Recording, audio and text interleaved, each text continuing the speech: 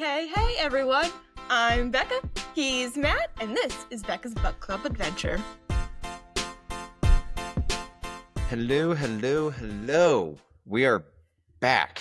All right, I want to ask this question, but I don't want to necessarily open any sort of can of worms. How's life been lately, Becca? It's been fine. It's been fine. Had a delightful little run in the woods before we got on today, and that was nice. It was exhaustively hot, but because it was in the woods, I got to evade the sun for a little bit and be outside still without super sweltering. Nice. I took your sister on a little library date last night. Ooh. There is something. So like we use the library a lot, right? But Yeah. We've gotten in this habit of you get on the website, you reserve a book, and then you walk into the front of the library and you go to the reserve rack and you pick up your books and you leave. So last night, or maybe it was Sunday night, we actually went and we just like walked amongst the books, the shelves of books for like an hour and a half. And it was very calming and relaxing. And I can only imagine that it's a lot like running through the woods and the hills alone with your thoughts. I think the coping mechanisms are getting harder and harder these days. Yeah. Or just maybe more simple, because simple is what we need. Yeah. Well, I don't know if simple is an applicable word, but we read part 2 of House of Flame and Shadow by Sarah J. Maas. She's anything but simple. Yeah, so it's not going to be simple, but what's the vibe check? I'm exhausted, and after this, I'm probably gonna start part 3 before I go to bed tonight. So vibes are high. I agree. Vibes are good, but I feel like there's so many opportunities to like end the story and start a new story. So it's like this like roller coaster ride. And then what you said is 1000% accurate. Exhausting. We should get into part 2. We should recap things.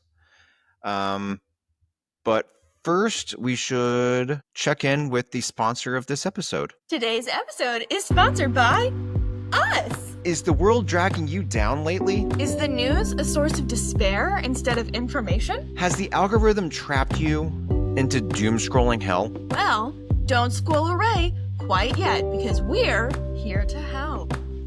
That's right. Join us here at Becca's Book Club Adventure and escape reality with us as we throw ourselves into all of the new books. Any book, as long as the vibes are right. Fantasy? Check. Mystery? Most definitely. Magic? Hell yes. Romance? The more, the better. Strong, independent women who save the world? Bring them on and throw in some awesome dudes to help them too. Join us every Wednesday for new episodes and nearly every Saturday for bonus episodes. We are Becca's Book Club Adventure. Bring your friends, take a break from the doom and gloom, and escape reality with us. And while you're here, you can go ahead and join the conversation. You can leave us a comment. You can throw us a review. You can even email us at bookclubbybecca@gmail.com, or you could hit us up on Instagram. We are at Becca's Book Club Adventure, and we'll throw you in the next episode if we get some communications. Okay, part 2, House of Flame and Shadow by Sarah J. Maas. Let's go. Part 2 begins with Bryce landing in the Autumn King's study, where she's seemingly instantly disarmed and her magic restrained. She proceeds to spend a few days in his villa, and the world is completely oblivious to her return. Bryce oscillates between trading information with him, such as where she was, what she learned, the current state of affairs with her friends, the star, sword, and dagger, why the king was such a shitty dad, and what he's studying. And then aimlessly wandering the villa. Ethan, in the meantime, runs all the way back to Crescent City and makes a beeline for the House of Flame and Shadow itself, where he meets Jesiba and demands the need for a necromancer to resurrect a lost Fendry heir. Jesiba, understandably curious about this demand, listens to his story about Sigrid and how Ethan needs to make it right. They strike a deal. If Ethan becomes the new Bryce, Jesiba's assistant, she'll go ahead and put him in contact with the right necromancer, and Ethan agrees. In the Eternal City, torture continues in an effort to break Hunt, Byaxian, and Rune, but none of them break. Eventually, Hunt, Baxian, and Rune are summoned for an audience with Rygelis. On the way there, the Hind leaps into action. Dun, dun, dun.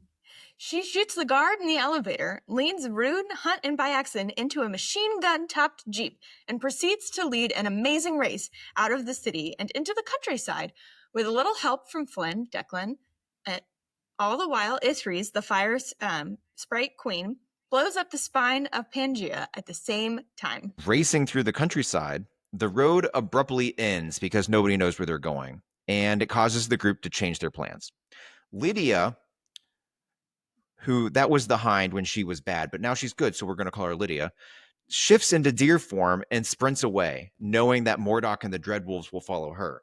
Hunt and Baxian grab Rune and fly away towards the awaiting depth charger and Therion. When they land, Rune is distraught, and Therion shifts into mer form and swims away to help Lydia, who, by the way, leads the Dreadwolves on a merry chase that ends at a cliff. And rather than be captured and returned to the Asteri, she decides to jump to her death as the Death Wolves fire their guns at her. Lydia died. D-I-E-D died. But Therion hauls her corpse onto the depth charger all the same, and the Medwitches get to work fixing her, restarting her heart, keeping her alive, blah, blah, blah. While Lydia and Rune heal physically, Hunt and Byaxian try to heal mentally.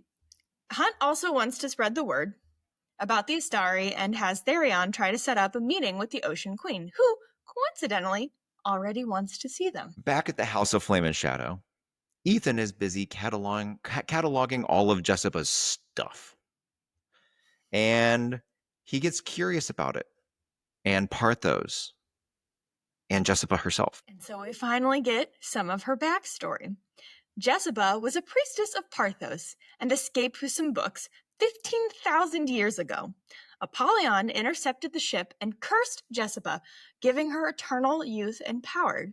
She's been honing and using those powers for 15,000 years to make the world safe again for her books. Back at the Autumn King's villa, Bryce is finally able to gather enough information from her dear old dad that she no longer needs him. So she tricks him, restrains his magic, and imprisons him in his very own basement. She then takes some of his research, plays with his fancy science things, and then with the Star Sword and Dagger, teleports away. And you would have thought this would have been the end of part 2, but it's not. This is only halfway through. Back on the depth charger, the story splits into 2 plot lines. Lydia wakes up upon learning where she is. She bolts from the medical room and goes in search of her twin sons, for whom she changed her life. And Hunt, Baxian, and Therion meet with the Ocean Queen. As the Ocean Queen starts grilling them and letting her displeasure be known, Bryce walks in the door with all of her swagger and begins laying down truth bombs and trying to sway the Ocean Queen to her side against the Asteri. Frustratingly, much like her father, the Ocean Queen is more interested in survival than outright victory. But she does agree to transport the group to Alabon, where Bryce believes she can find the missing pieces to her puzzle. When they arrive there, Bryce uses the Star Sword to gain entry for herself, Hunt, Baxian, Rune, Flynn, Declan, and Lydia. Oh, and did we mention Therion, who goes with them against everybody's wishes? Okay. Anyways, the Star Sword is the greatest Deus Ex Machina ever, and they get into Avalon. Back in the House of Flame and Shadow, Ethan continues to work for Jesiba until Hypaxia arrives, but she's no longer a queen. Nope. You see, the Coven staged the coup that she always feared. Instead of doing anything about it, she fled and swore fealty to the House of Flame and Shadow. But that's okay, because now she's able to work with Ethan and Jesiba to raise Sigrid from the dead. Of which she had notably the shortest ceremony, which means she must have drained herself incredibly. But she still, for 7 hours, spends time successfully raising Sigrid under the Underking. But the Underking intercedes and at the last moment turns Sigrid into a reaper. Hypaxia muses that this might be corrected if only they had a Thunderbird to help. Good news. Sophie was a Thunderbird, and if they had her body, they could raise her from the dead and correct this egregious error. Bad news, Sophie's body is currently in Avalon being held by King Morven the Good. Speaking of King Morven, the big group pays tribute and Bryce tries to strike a deal. But the king is a bargaining chip they weren't expecting. Flynn's sister. This was a little bit painful. So, cutting through all of the Avalon phase chauvinistic bullshit, Bryce does indeed strike her deal. Here, it goes a little something like this. In exchange for the group having access to the archives and the Cave of Princes, Therion marries Sathia, that's Flynn's sister, in case you didn't know. Bryce will give Morven the Autumn King's notes, and everybody gets to stay alive. And with that, the group splits into two.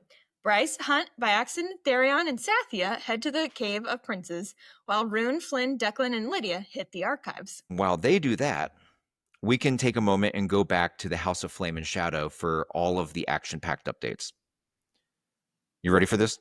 Jesiba begins planning for them to travel to Avalon.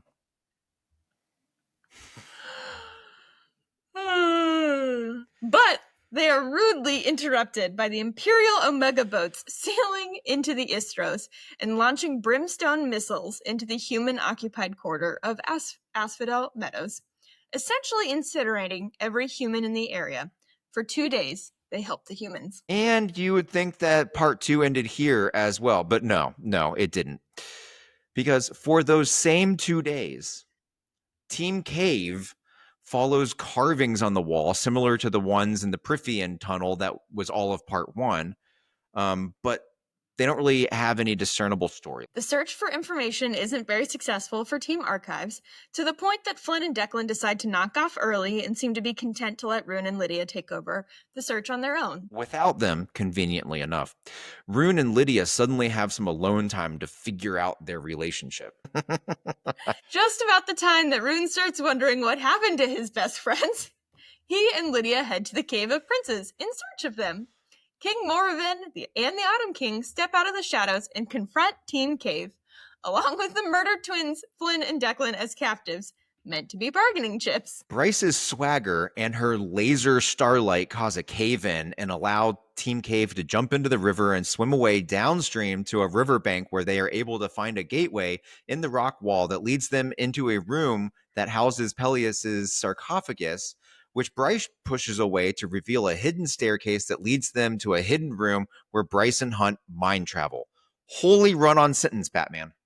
Woo! Their bodies remain in the cave, but their minds, and maybe their souls, travel to hell, where Adius leads them into a conference with Apollyon and Thanatos. And the powwow is super interesting and full of exposition, so here's what you need to know. Okay, firstly, the sword and the dagger can indeed be paired together to open a portal to a place of nothing, ostensibly so that everybody can shove the Asteri in there. Second, Thea split her power into thirds, and Bryce has 2/3 of that power currently and needs to find the last third in order to make the sword and dagger work. Third, Hunt was apparently bred by Apollyon and Thanatos, but only after their creation of the Thunderbirds failed because the Asteri hunted them to extinction. They bred Hunt as a way to ensure that Bryce had a power-up source if should she fail to reunite all 3 parts of Thea's power. And lastly, Bryce needs to open the portals in the Northern Rift for Apollyon, Adius, and Thanatos to bring their armies to Midgard and battle the Asteri once more. When the powwow ends, Bryce and Hunt awaken in the Cave of Princes. But they're not alone. Their friends are still there, but trapped in a ring of fire because the Autumn King and King Morven and the murder twins are there as well. And Bryce is having None of it. In perhaps one of the coolest battle scenes I think I've read, Bryce launches herself against the kings while Hunt takes on the murder twins. Lightning meets shadows, Starfire meets shadows and flames, and Bryce teleports from place to place and ends up incinerating the twins from inside out. Just as the Autumn King and King Morven seem to be getting the better of Bryce because 2 against 1, Rune comes out of nowhere and stabs his father through the heart, and then Bryce ends King Morven. In the aftermath, all of her companions declare her Queen of the Valambran and Alavan Fae. Part 2 comes to a close as Bryce literally puts the final pieces of the puzzle together and unleashes the third piece of Thea's power, taking it into herself and allowing it to revitalize the land and surrounding islands of Avalon back into lush, thriving beauty. With that, part 2 ends. But of course, it can't end on a high note. Nope. The group received word that the Asteri made their move and that it was more than just the Acidalt Meadows bombing. They took out every single Ophion base on the continent and wiped out every person there. Okay, so that's like 4 books in one. Where to start? I gotta say, I really need to start practicing how to say some of these names out loud for our podcast. I quite frankly think it's more relatable when we don't say things the same. Right? It's very entertaining because I hear you say it and I'm like, yeah. And then I'm like, no, absolutely not. Well, I say it and I'm like, that's 1000% how you say it. And then you say it and I'm like, oh, you can say it that way? I like that. Let's just put out there that English was not my strongest subject in school.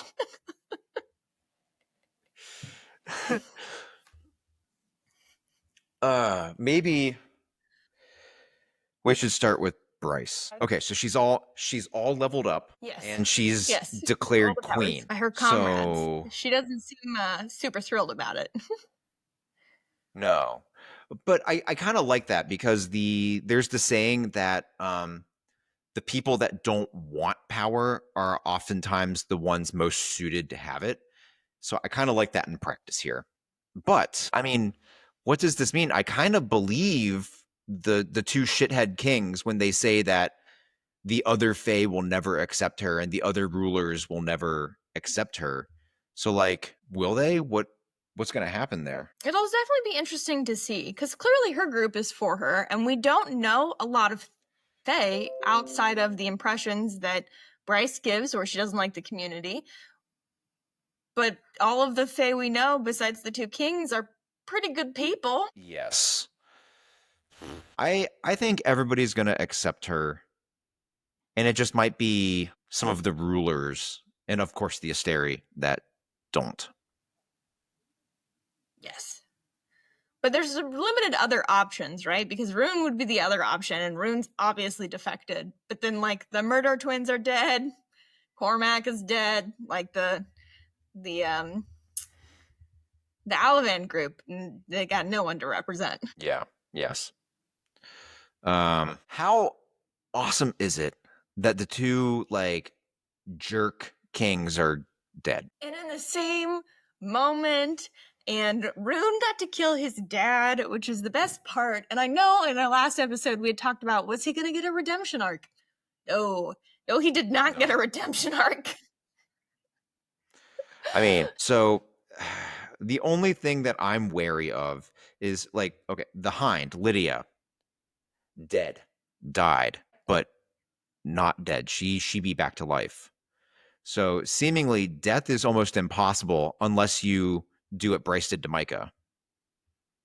Yep. And I don't remember reading that they did that to the Fae Kings. No, because they decapitated them. Right. And Sigrid died from being beheaded, but also was resurrected. So sorta kinda resurrected. And I like, So do we think that the Fae Kings are going to come back and cause more misery? I'd like to be done with them. I'm done with them. I want to hear more from Hell. I want to hear more from Jesiba. Yes. You know what? Let's just switch gears. Jesiba is back. We finally got Jesiba. 15,000 years old. It's one hell of a Okay, librarian so gig. that is so cool. And I love the fact that she can just like change her appearance back to being the priestess. But I am a little bit curious about something, and I wanted to see what your take was on this. So I think it was at the end of book 1. Jessica is on like the park bench talking to Adis, and like, why didn't you tell me about Bryce? And it sort of seemed like they were in cahoots. But then we get the backstory that Apollyon is the one that cursed her. So is Jessica working with Hell, or is she sort of working against Hell, but for the same ultimate purpose? Like, what's that dynamic? What did you get from that? So what I got from it, I do believe the word cursed was used, but I didn't take it that way. Like, she doesn't seem upset that she was cursed or angry about it. It almost seems like it was a right that was given to her to continue to protect the books. And Hell said that this needs to be protected and continued, and you are now going to serve in perpetuity in that role. And so I think I didn't take it in such a negative cursing context, and that seems to be the way her relationship is with Apollyon and Adius. Okay. I think I put too much stock into the curse. I like your take on it better. I like that a lot better. Because she talks about wanting to break it, but for the sole purpose of going to rest. And her job's not done, so she doesn't want to go to rest yet. Like, she speaks very neutrally about it. Yes. And like, as much as she's a good guy, you have to think she's a good guy if she's protecting books. Like, she's still scary as crap. Yes. And her books are scary too. We got a little more detail on them. Chomp, chomp, chomp. Chomp, chomp, chomp, chomp,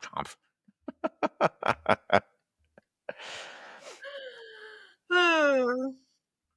Okay, so what did you think about the revelation that Hunt was bred by the Princes of Hell specifically for this war against the Asteri? I'm going to be honest, this whole part, Hunt annoyed the shit out of me. Okay, so I'm right there with you. He was I'm right there with you. because he's all locked up in his head about, we don't really even get a full sight of like what he's locked up with, but other than he wants to protect Bryce and to not go and defeat the Astari because he wants to protect what he has instead of losing everything. And Bryce is like, we gonna lose it all no matter what. So we either fight or we roll over and lose it. So we gonna fight. And like, as soon as she says that, I'm like, come on, Hunt. Like, get with the picture. Come on. And he's still a little mopey. But anywho, we get there. We find out that he's fucking bred by two different Princes of Hell. And they quickly gloss over it and then get back to it at the end. Because, we got to focus on Bryce's problems first. So I thought it was interesting how she started with that part of the story and then circled around Bryce's and then went back to it. So I didn't super love that. I thought maybe it would have been better to introduce all of that at the end of like oh, by the way, while our mirage is failing, here's a fun tidbit. I feel like the Hunt being super mopey was really forced. Yeah. And I feel like SJM only added it in there for some like aha moment where Hunt is all in. And I'm wondering, like, is this it?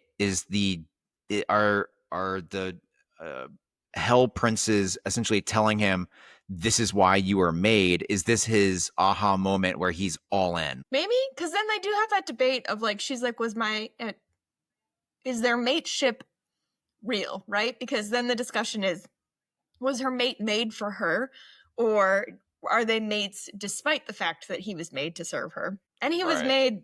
What's your take on that? Way ahead of time. I don't know. We started off with a forced proximity relationship.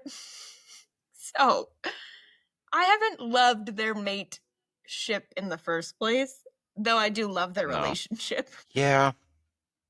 I'd like to think that Hunt and Bryce are in love and their mates despite how Hunt himself was made. I gotta say, I know in last episode I kind of made fun of how the sexy intimate times are a little bit comically forced out of nowhere. Yep. And that really continued in part 2 here.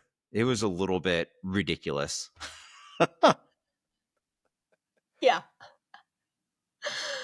Although I'm kind of excited. We finally got Lydia and Rune sort of ish together. Although they really Sort of like ish together. Yeah, that one that does not get my motor running. I'm going to be honest with you. I mean, she's a deer, and the Fae have animalistic tendencies, so I guess it works. But it's a lot of licking. It's a lot of licking. So let's talk about some of these relationships. So I was thinking about this a little bit, and usually when you get like a fantasy book where it's obviously driving towards some type of revolution, save the world type of thing, you get one of two concepts. The first concept is that the world is what it is, and some certain people get born into it who are born with like new powers or whatever to reshape the world. And the other type of story that you get is when this changing of the world happens, everything about the world is becoming new. So it's not just, a single savior saving the world. It's a big conglomeration of everything. Okay, so I say all that to want to talk about like especially some of these interracial relationships that are happening, right? You have Bryce and Hunt, which is like half human, half fae with an angel. Then you have Sathya and Therion. Sathya is a fae, and Therion is a mer. Danica and Baxian, wolf and Shifter. angel shifter. And then you have Lydia and Rune, deer shifter and fae, Hypaxia and Celestina, Cormac and Sophie, blah, blah, blah. Okay, so is this new? Or is this just the world of Crescent City?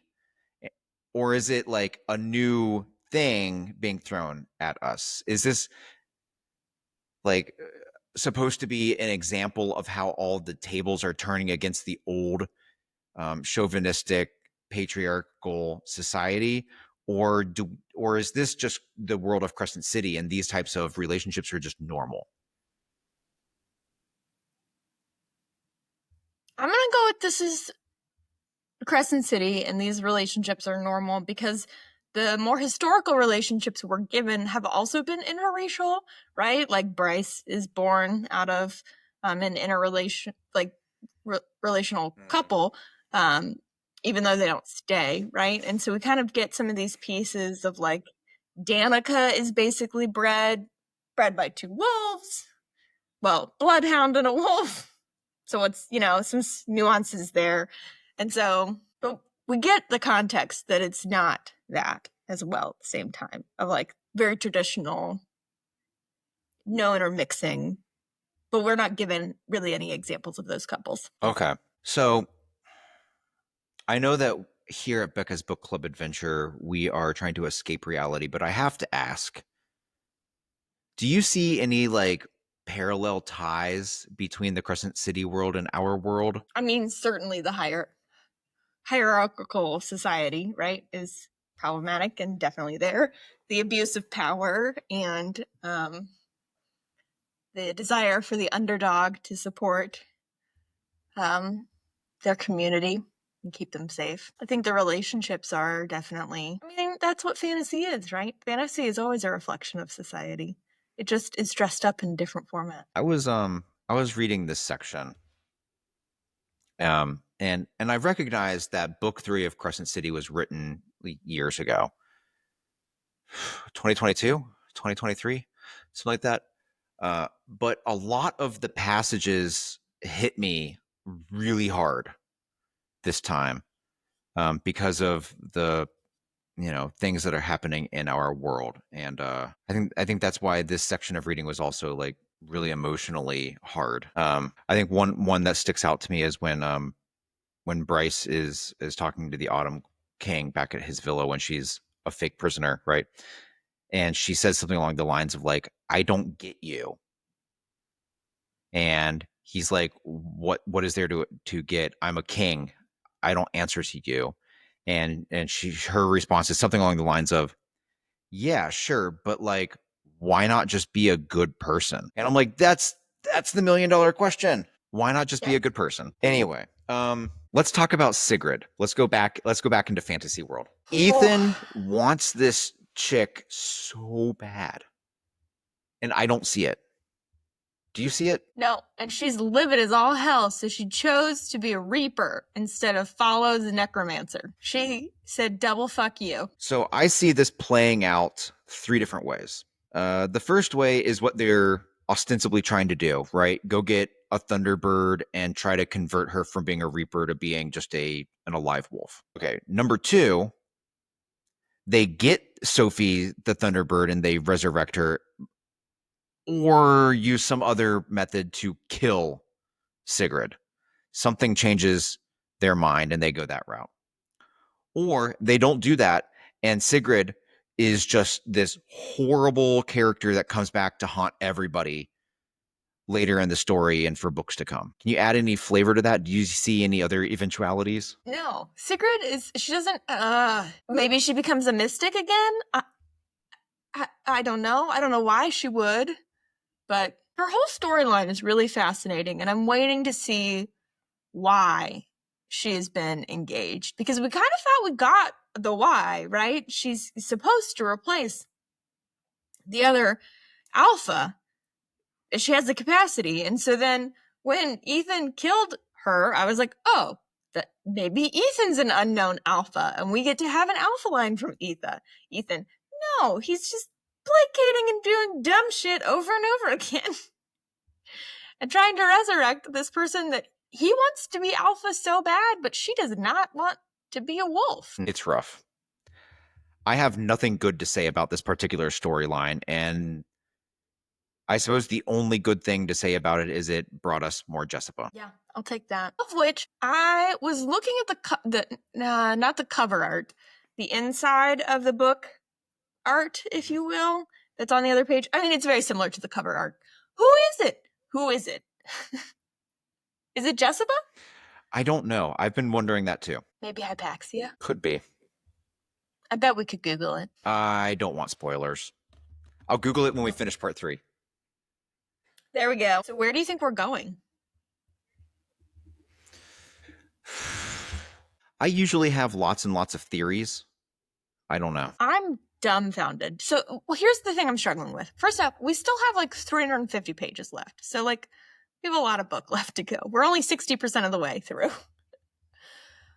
Yep. And then it's not published yet, but there is a 4th book coming. So this is also not the end. I'm guessing that part 3, Jesiba, Ethan, and Hypaxia travel to Avalon, where the group still is for whatever reason, because they're hidden from the Asteri behind the mists. And we get that whole Sophie storyline wherever it leads. Bryce and company try to get as many rebel sympathizers or whatever to join them at Avalon, because then they're protected. And I think it's going to be a big lead up to some showdown with the Asteri, but we don't actually get the showdown. Maybe the book ends with the armies of hell coming through the gates. I don't know. I don't have the slightest clue where SJM is taking this. Or do we open the rift and we teleport all of us to nowhere? And then it becomes, how do we escape nowhere in book 4? Does Bryce go back to Prithian? See that? I could also see Prithian Fae finding their way over. Well, I guess we're going to have to start reading and we're going to have to freaking find out. I'm going to need Rune and Rhysand to meet. Sure. That would close up a storyline for me. Yeah. I'm down for that. So maybe we should put a bookmark in it and get to reading the next part. That's great. So thanks for listening, everyone. Yeah, we will catch you next time. See ya. Bye.